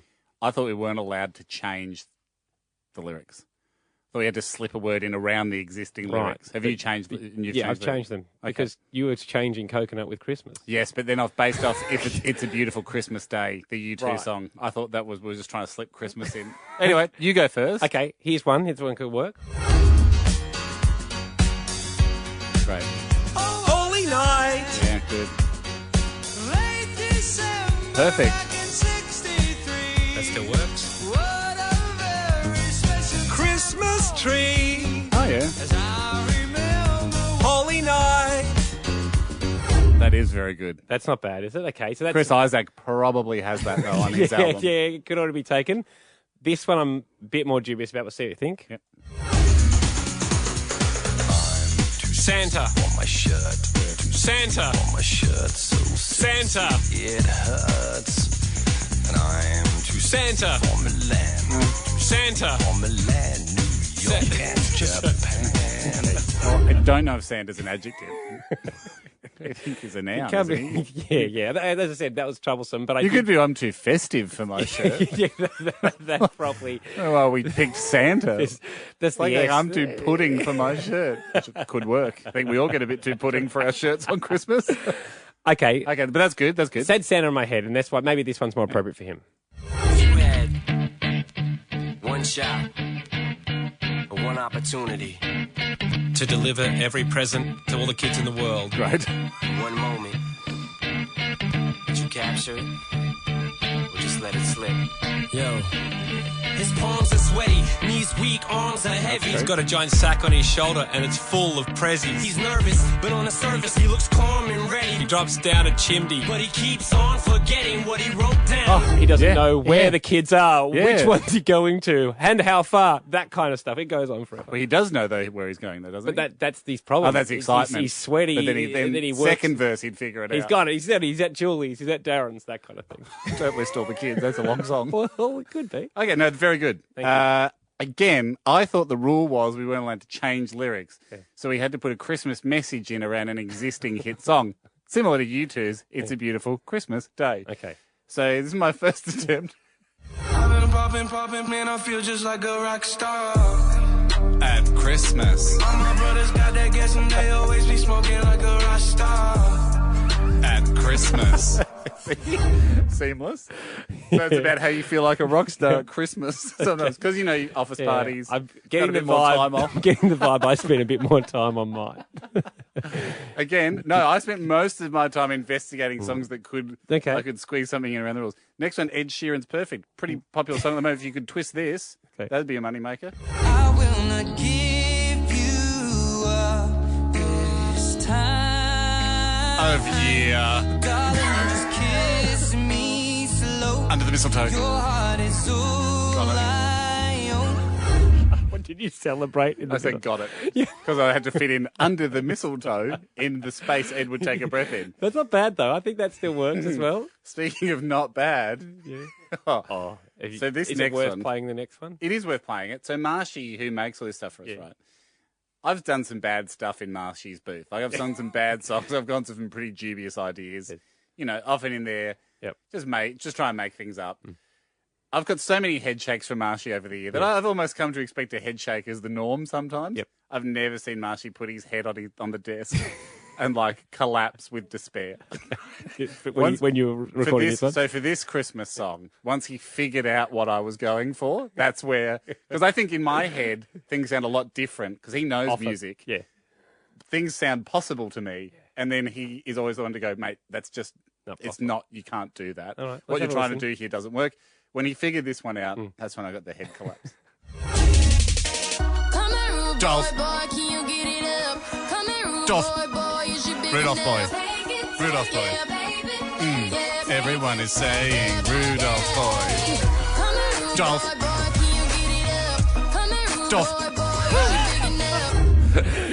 Then you said that you were replacing. You just sung over the top. No, I was of getting it. myself into the mode. I thought I'd cut that bit out. Hamish and Andy. Check out, see if Rihanna releases Rudolph Boy. And if she did, our idea.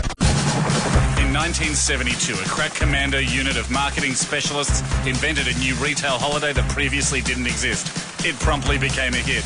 If you know how to count to 17, if you know about November, maybe you can celebrate Christmas in November! It's beginning to look a lot like Christmas. In November. Smart casual fragrance in every store. But the prettiest sight to see is the smile on Andy Lee. It's Christmas in November once more. Merry Christmas in November, everyone. From me, the Christmas in November elf, and also Lord November of Christmas Town. Hey, hey, hey! Merry Christmas in November, everybody! Lord November? Lord November of Christmas Town, my friend. Hey, hey, hey, it's Lord November here, wishing you and your family a Merry Christmas in November. Are you going with hey, hey, hey? Yes, we changed it slightly to avoid any copyright infringement from the good old Christmas in December, people. Hey, hey, hey. You don't have to How call, will you... You don't have to call the Christmas in December people. No, because they're there's just Christmas the Christmas people. No, because there's Christmas in July, who might be a subsidiary of the Christmas in December people. We don't know. The most important thing to notice is, hey, hey, hey, it's November 17, Christmas in November. A very special day in the retail calendar where Andy by Hamish returns to stores. And all across Australia, people are enjoying the smart casual waft of Andy by Hamish once more. Well, kids, obviously, it was tough to get to sleep last night in high anticipation. In case Andy came and snuck down your chimney and delivered a tester to the end of your bed, and I hope he did. No, I didn't. I didn't sneak into Well, you couldn't get to everyone, kids, so if you didn't get one from Andy, maybe tonight. No, Try and catch him. As I said, all my actual obligations to the company have been filled. Oh, that's not very much in the spirit of Christmas in November. No, so... A spray of charcoal for you. Okay. Well, so everyone knows what we're talking about. You've ambushed the start of the show to publicise a retail holiday that you just invented about 10 days ago because you need to start shifting units of Andy by Hamish. I just wanted people to be aware that it's out there for the re-release, and thank you again to you, my muse, my ambassador, for allowing one final run. Can I just say, Ando? People have been tweeting me just they're loving the Seduction Edition. And Seduction Edition is flying off the shelves. I think, and I don't want to cause a panic here, I think Australia's almost sold out of it. Half the stock available is gone. Why is anyone... And it hasn't even been on sale for 12 hours yet. It's the same as all the other ones. Yes, everyone knows that. Why would you tamper with the smell? It smells terrific. But it's bothering to me that... you can't deny the power of the Seduction Edition. You've photoshopped my eye closed as if it's winking, but it looks more not how I remember it. I'm having a stroke, I think. Not how I remember it. I actually remember you winking at me during the photo shoot and me thinking, that's a good one. I wonder if I can use that further down the track. 131060, Endo. It's a problem for me. Can we just start with this? I was Christmas in November. I wasn't expecting it to be such a hit. I'll wait on actual sales figures. Mm-hmm. And I don't want to cause a panic. But if you were keen on getting a bottle of Andy by Hamish, again, we've tried very hard to get it back in stores.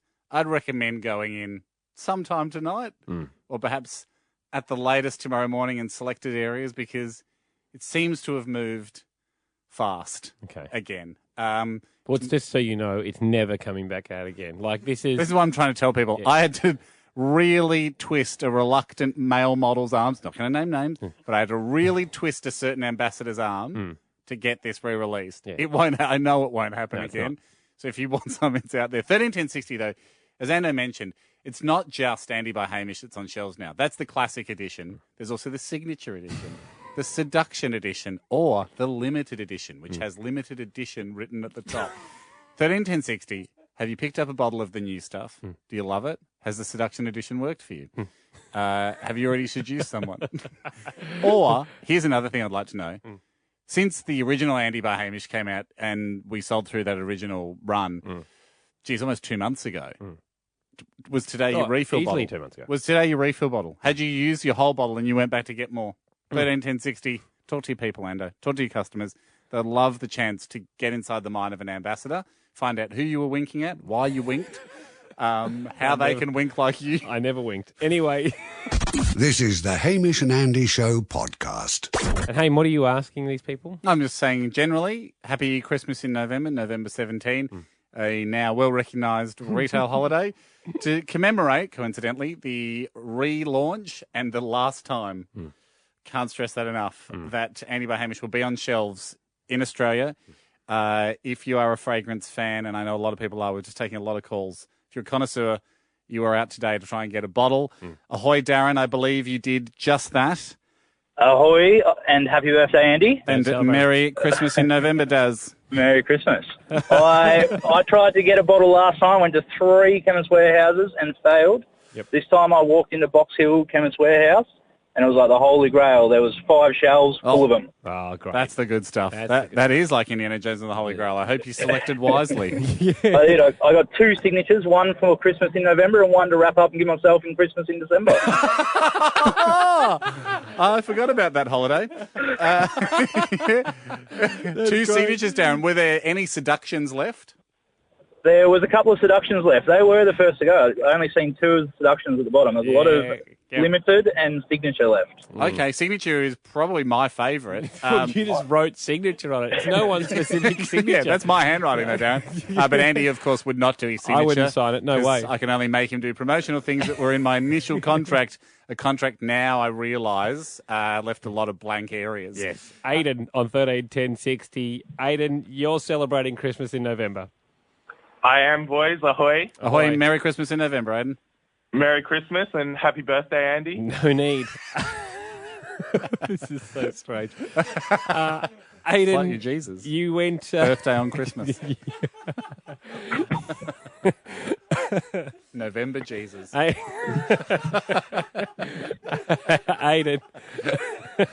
Aidan, I don't know why you've called, but tell us. Aidan, did you manage to snag a bottle? I managed to snag a couple, boys. You beaut. I got the limited edition. Ooh, limited edition, man. Yeah, so that was it for yourself? Yeah, I'm a bit of a collectibles fan. So smart buying. Yep. And we got another one. Who'd you get? What other edition did you get? Well, it's for my mate who's recently single, so I got him the seduction edition. Very smart buying, Aidan. Won't be for long. Very smart buying. Yeah, no, you spray that on him, and the power of that scent and the festive spirit everyone's enjoying today in Christmas in November should get him over the line. Jamie, 13 10 60 is the number. You stupidly went out and bought... Jamie, I'll take it from here. Jamie, congratulations. I believe you bought an Andy by Hamish, one of the 4 new editions. Yes, I did. Ahoy, boys. Ahoy, Jamie. Happy birthday, Andy, and Merry Christmas in November. MCIN to you. What edition did you get? I got one of all 4. One of all 4? He collected the set. He got the lot. You are a collector. Yes, my beautiful partner went in and grabbed one of all 4 for me this morning. Oh, very nice. And it is such a powerful feeling to have the set. It's incredible. It's like you'd feel like Floyd Mayweather with every Ferrari in his garage. Now you've got every Andy by Hamish in your bathroom. Jamie, thank you. Well done, smart buying. Damien, wrap this up for us, mate. Ahoy, happy birthday, Andy. No need. Thank you, Damien. MCIN to you. Went out this morning for Christmas in November. Was lucky enough to pick up a signature edition for myself and got a limited edition for a long-time listener friend from Canada. Ooh, she's going to send a friend out who's coming to Melbourne. I'm going to mule it up to Melbourne to her, and then she will ship it back just to get around the Australia Post laws. Damien, it's a Christmas in November miracle. What a happy, happy time. That's what really the Christmas in November spirit's all about. Well, that's what the wise men did. They travelled for a long way, Ham. They to did, deliver... because they couldn't air freight myrrh and incense. They just couldn't back then. Yeah, the customs laws were... pretty tricky, as they are today. Had to hand deliver it. Well, Damien, you are absolutely one of the angels of Christmas in November. Yep. And a Merry Christmas in November to all, and all a good night. Haim, let's talk Christmas lists. Let's do it. You and I find it difficult. We have the similar thing where all year we're like, oh, we'd love that, we'd love that. Often we on a snap purchase, we buy it and then go, oh, we should have left that for someone to buy for us at Christmas. Yeah. And then come round and well, go, you know what? I don't want to leave that stuff for people to buy me because I know as I'm buying it, I don't even want it. And so I'm like, I don't want you to go, I know I won't use this in 2 weeks. So I don't want my wife to go through that, the shame or the annoyance of going, well, why aren't you using my Christmas present? Beck texted me today and said, I've put this on your Christmas list. And because she's helping form one. She's helping Dossie, take note if I'm out. And I go, oh, that could be cool. She's like, all right. So she's putting it on a list. So a nice sweater or something. It's nice to have someone taking the minutes of when I have a whim. Spontaneous want. She sent through this. Well, that is nice, isn't it? Hey, I'm just going to play you the ad, and I'd want you to... It's a small picture of a clown. I want you to see what's happening. Okay, it's sauce. Yeah, it's a dipping sauce. Fries are going in. Yep, you and I love our nuggets. Oh, I gotcha. It's a small plastic clip that you can insert into the air conditioning vent of your car that holds your sauce. That's actually really clever. Yeah. That's really good because you never know where to put your nug sauce. You and I both, all the time. Especially when you open it up, you've got 6 or 20 nugs or whatever. Before you create a nug hole. Yes, you don't know where you can put your sauce. Where you can put that sauce? In the lid? Imbalanced. Now what are you going to do? And now it's on the floor. Now who's laughing? Often we put it we try and make a little hole, but as we eat down, the sauce jiggles around and we're worried. Yep. How are you going to contain your sauce? With this brilliant invention. That's on the list. It's on the list. Yes, I would love a sauce holder. For your car. A barbecue, sweet and whatever your taste is. Yes. A nug sauce holder. That would be lovely. So I said to Beck, yes, 100 times yes, I'll have one of those. I found something for you. What we're actually going to do here, what we thought could be a good idea. 13, 10, 60, because we're in this thing of going, I don't know what to ask for Christmas, and acknowledging that the right thing to do is go, look, just give the money to charity. We all know that's the nice thing to do. Yep. But look, sometimes people just want to give you a present. Yep. I would love to be able to say to someone, yes, I have something I want, and here it is. We'd like to appeal to people that are almost the opposite. Yep. They know what they want, and they're excited to get it. So people like us can be listening going, yes, that is a good thing to have. In fact, I will have that. I'll add that to my list. Because me just seeing the sauce holder now, that's the number one thing I want for Christmas. I found something for you. Yeah. Tell me if you want this. They're now I see your keys on the table, your car keys, a lot of loose keys, yes. Right? Yep. Now, I know a key ring is one level of organisation, but there's a thing called a key organiser. So you know those USB sticks that sort of slide out of the cover? You stack all your keys on top of each other. You put like a bolt through them, and they're all tucked neatly. Yeah. Neatly, like a neat tuck for all your keys. How easy is it to get them out? Very. It creates essentially like a Swiss Army knife for your keys. I like the idea. I just want to make sure it's easy to actually locate them. It is, man. I'm more excited about the sauce holder. Me too. 13, 10, 60, big, small, doesn't matter. What do you want for Christmas? Because you've got a great idea, you've seen something, you're excited to get it. And we want to hear it so we can add it to our list. Can we steal your excitement? It's Hamish and Andy. This is the Hamish and Andy Show podcast. What do you want for Christmas that you think we want? So we can add it to our Christmas list because we're at a loss, Ham. And look, we're hoping to help heaps of other guys and gals out there. A lot of people have similar interests. You get to November and just go, God, I feel like in April I wanted it all. Yep. And now I got nothing. I got nothing rattling around in the old head list.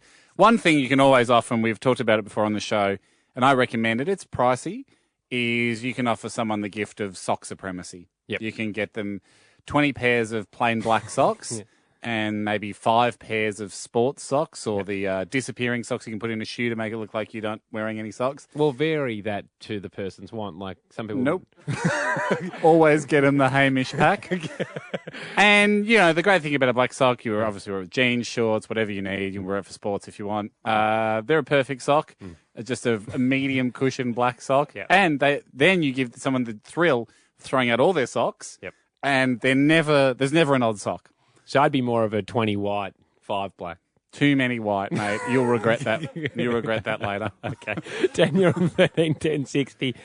Tanya, talk us through it. What do you think we might want for Christmas? Well, this one might be for you, Andy, more than Hamish. So it's one of those vacuum cleaners that you can put on when you're not at home, and they just scoot around A and Roomba. vacuum your house. Are they good? I always look at Yeah. those and go, I'm waiting for them to get better. Yeah, they're really good. But there's one that's even better than your standard because you can actually get them that they look like Darth Vader, and they actually talk to you in Darth Vader's voice as well. But you have to be home for that. So you would have to be able to, but it's it's entertainment value as well. When That's you're really out. good, Tanya. Tanya, that is Sorry. good. How do they deal with don't think I stairs? want that. Pardon? How do they deal with stairs? With spares. Stairs. Sorry, Oh, stairs. Yeah. Sorry. Yeah, I don't think they can do the stairs, but if you have like mine, One on each level. yeah. Yeah, do Monday one level, Tuesday the other level. Take Darth Tanya, up. one more thing. How do they deal with spares? Like, what's the spare part situation? I have no idea. I don't know. That's okay. It's okay. You don't have to answer that. You don't have to answer. I'm not sure if I want that. A medium on that. Yeah. Because I know I'm never going to go better preemptively Hey, vacuum. I'll just pick it up and put it on something that's spilt. And I'll be like, may as well get a dustbuster. Is there such thing as an outdoor vacuum cleaner? Yep. Because I would like one of those. Isn't that just a leaf sucker? Like a leaf blower, but on reverse with Yeah, a I bag. know, but like- I've got one. I've only used it once if you want. Emma on 131060. I do have one. We'll talk. Let's talk later. Emma, what do you think we might want for Christmas? Ahoy, boys. Ahoy, Em. I've got on my list a voucher for 20 minutes in what's called the break room. Have you heard of this? The break room. Give it. Hit us. So you go in and there's like cups and plates and you get like a bat and stuff and you wear protective wear and you basically get to just smash everything you want. Get it out. We did this. Yeah, we proposed this. Someone in America started one where you could like destroy cars and something. Really? Yeah, but yeah. I think many years ago on this radio show we invented this and we should have hung on to it and it's now our commercial It's now a thing. Emma, how much does a 20-minute voucher in the break room cost? I have no idea. It's someone else has to deal with the payment part of it for me. And it's true. That's you. So it's a bit of a fantasy, is it, to just smash crockery? Oh, I reckon it'd be so great to frisbee a plate at a wall. I agree with that. Is 20 minutes too long, I almost wonder? Because I feel like I would have a good 5 minutes of rage. Yeah. Might rest for 10. Get the Roomba in, vacuum a bit up, and have another 5 minutes of rage to finish it up. Yeah, if I can't, with cleanliness, I'd find it difficult to stay in there. Yeah. Once things were broken, I'd find it difficult not to want to clean it up. I might just organise a few piles. I don't clean it up, but you do all the big bits of the plates. Yeah. Emma, not a bad one. Rebecca on 131060. Is it something for you or your partner's requested? It's probably more for my other half and might actually be good in the last one. It's, the bubble soccer where you run around with the giant plastic inflatable bubble ball around you. You can actually buy those. Oh, can you buy a whole set? Yeah, you have to buy them individually and they're about $50 each. So it's quite pricey, but it could be a lot of fun. These are the Especially on ones Christmas Day. that often feature on The Bachelor. Yeah. And he says something like, I just needed to see all the girls playing bubble soccer to show if they can really put themselves out there or whatever. And we really just know it so just to see girls flipping over and bashing each other. I'm worried about our bodies and our competitiveness in something like that. I think that there's I just know it gets stuck upside down. Yes. And you have to be playing with a group of people you would trust to right you again. If you were stuck upside down, I wouldn't just enjoy the fact you're stuck upside down like a cockroach. Kieran, last one. What do you think we might want for Christmas? Because we are struggling with the Christmas list, and we're going to help heaps of people out there at the People Show that obviously are in the same boat. Outdoor soccer is a good one, Kieran. What do you got? All right, if you want an outdoor wet and dry vacuum cleaner, they cost you about $130 for a 20-litre one. Oh, yes. And I will sell you one dirt cheap. Kieran, do you sell vacuum cleaners? It seems like Kieran's coming in to cut you out. You just got a sale of your one. I reckon, Kieran, do you currently have one listed on Gumtree or something?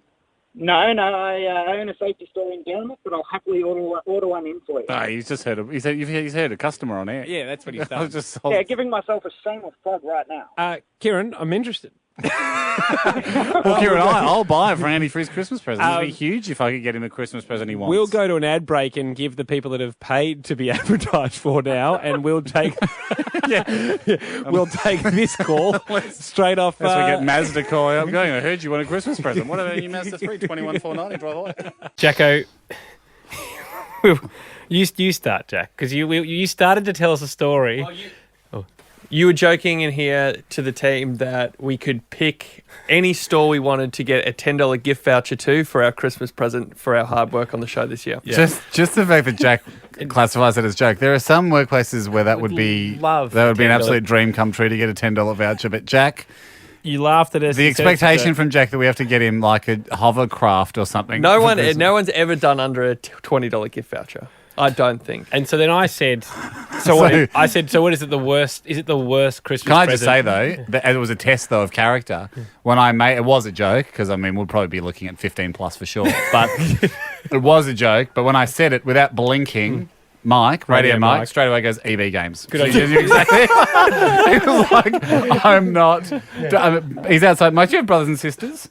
Yeah, well, it just seemed like a kind of kid that was like, know what I want. I'm not leaving this sitting on the table. Yeah. If this is a trick, I'll get it right now. EB Games, thank you. I'm not going to hang around and like check the veracity of the offer. What if it's like beat the bomb? What if it goes down or it's off? It goes. Yep. I'll get it now at 10. 10's good. Unlike Jack over here, part of the ungrateful putting his head back and roared laughing, going, I'll wait till you're talking about getting me a case of Svalbardi. Then we'll talk. It's expensive but delicious. Yes, $130 bottle, please, of water. Jack, then I said, well, what is it? Is it the worst gift that you ever heard of? And you started to tell us a story. You said, no, I've given my mum the worst gift. And that's when we paused it, and we're here now. Yeah. I was 15 and it was the first time I took myself into the city to buy presents for everybody. Come on, Jack. Where are we going? I'll tell you when we get there. Oh, I hope it's the city. Oh, good guess. How'd you know? I'm you. Oh. First time I had a part-time job doing boundary umpiring for local footy, so I had enough money to spend. Yes. A few years before your life of crime at the cinemas? Yes, where I stole popcorn. And money. Delicious, bankable popcorn. Yes. I didn't do that. So I got my dad. You did. You're a regular Giles. No one will get that reference. No. Actually, they might. Be surprised. I got my dad a CD. Nice. My brother, very generous of you. $30. PlayStation magazine. And then I didn't get mum anything. Was coming home on the train panicking. I didn't get her anything. So did you forget to get something? No, were you on a high after buying the PlayStation? I tried a few shops and just couldn't find anything that was really right. Coming home, and on the walk home, the only real store is like a small strip of shops. Was Baker's Delight. So I asked Baker's Delight if they would do a $20 gift voucher. They don't do gift vouchers. No surprises. To a bakery. So what? So what they? No surprises. I mean, you get your birthday club finger bun, but. Like, so what they gave? Could you a $500 gift voucher? Oh, jeez, that's a lot of pizza rolls. Yeah. So they gave me instead. They had a $2 off coupon, and they gave me 10 $2 off coupons for $20. They've done an absolute number. They have done an absolute number on you. It wasn't official. No way. No, the guy working there just pocketed the 20. I just sold this guy magic beans. It has no value to them. Well, I mean, they did do $2 off, but you can only use them one at a time. There's no way he put that through the register. I suppose you have to go in and get your cheese and bacon roll, which are about $2, and then use your voucher. But and it's one at a time. One per visit. Yeah, one at a time. How much is a poppy seed nut roll? 45 cents. Oh, look, give us 4. Keep the change. Keep the diff. You know, technically I should get 20 cents out of this. So did you give your mum 10 $2 off vouchers? Baker's Delight vouchers. Yes. What was her response? I want to apologise to her now because I knew... Can we call her? Yeah. Let's call. We need to. In fact, actually, let's not call her, Jack. Put your apology into a song for us. Yeah, that's a nice idea. And then we'll call her. You can play the song to your mum. I think that'll be more. Right. At least then you put effort in, unlike the Christmas present. Yeah, because again, the call just calling it off a whim. Yeah. That's the same effort you put into a Christmas present. Yeah. Just an absolute afterthought. Yeah. Let me ask you this. Would she normally go to Baker's Delight to do the family's like bread and bakery shopping anyway? Yes. Yep. So you're basically saying, well, hey, Mum, well, you're out providing for us anyway. I'll probably eat that $2 worth. Yeah, I'm eating what you're buying anyway. But some way of making it a tiny, tiny bit less expensive for you as you go about your shopping for me. I cannot believe I'm not happy. We're getting... The dude that sold you that is still laughing. He went straight out and bought like a bottle of Sambuca or something. Underage. He just absolutely... We just took you for a massive ride. Jack's 15. I would dream. He's 15 when he did this. 15? Yeah. I think, did the guy with their little rip-out coupons? They're all singular. Yeah, but they're actually, I remember them, they were shaped like a loaf of bread, like a slice of bread. Hey, top quality coupons. It is worth it. I'm so sorry for laughing. God. That's one of the best coupons I've ever heard. He's pocketed the 20. I would have dreamt of a customer like that. Guys, I can't believe it. This guy, you know how we sometimes just give these away for like a handful in a bag? This guy, he just paid cash. Oh, dear. Oh, my God. Wonderful. Where'd you go next? Go to a rug sale and say, oh, don't worry about the 95% off. I'm able to pay full retail for the rug.